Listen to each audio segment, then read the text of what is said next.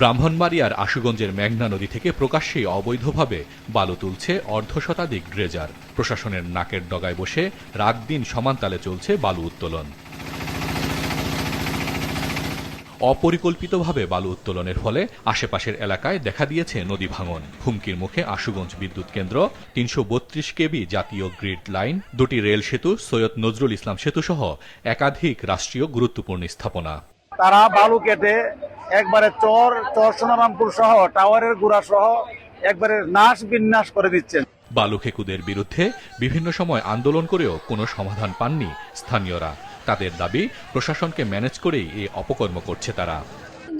মাটি কেটে আমাদের সোনারামপুরকে বিলীন করে দিতে নদীর সাথে, এখন আমরা বাঁচবো কিভাবে? গত ১ বছরে আমাদের যে মাটি কেটে নিয়েছে, এখন তারা যাদের বন্ধ করে দেয় তবেও আমাদের চর থাকবে না। অবৈধ বালু উত্তোলনের কথা স্বীকার করে জেলা প্রশাসক জানান, কিশোরগঞ্জে ইজারা নিয়ে তারা ধীরে ধীরে ব্রাহ্মণবাড়িয়ার সীমানায় চলে আসছে। এ কারণে অভিযান করেও লাভ হচ্ছে না।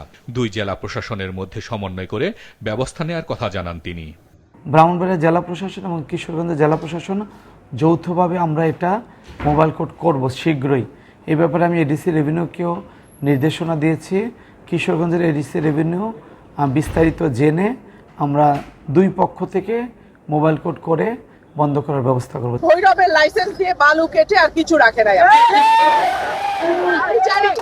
আমি জানি, আপনারা আমাকে একটু চিঠি দেন, আমি কালকে এটা মানে যে মন্ত্রী বরাবর আমি এই চিঠি পৌঁছাবো এবং ব্যবস্থা নেওয়ার জন্য আমি চাপ দেব। এদিকে সরাইল উপজেলার পাকশিমুল এলাকায় তিতাস নদী ভরাট করে চলছে বালুমহালের ব্যবসা। নদীর প্রায় মাঝ পর্যন্ত একাধিক স্থানে তৈরি করা হয়েছে বালুর বড় স্তূপ। ফলে বাধাগ্রস্ত হচ্ছে স্বাভাবিক প্রবাহ, ঝুঁকিপূর্ণ হয়ে পড়ছে নৌযান চলাচল। ১০০ মিটারের উপরে নদী দখল করে আছে। পুরাটা ব্রিজ থেকে নিয়ে ঘাট পর্যন্ত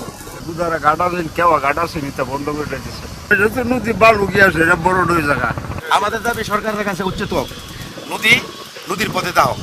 স্থানীয়দের অভিযোগের ভিত্তিতে নদী থেকে বালু সরিয়ে নেয়ার জন্য উপজেলা প্রশাসন ও ভূমি অফিসের পক্ষ থেকে লাল নিশান টানিয়ে দেওয়া হলেও কোনো লাভ হচ্ছে না। মালিকানা জায়গা লাল বলদ একটা মালিকানা আমার বলছে বালু সরাইবার লাগিয়া আমি বলছি আমার সমস্যা আমি বালু সরাই দিই।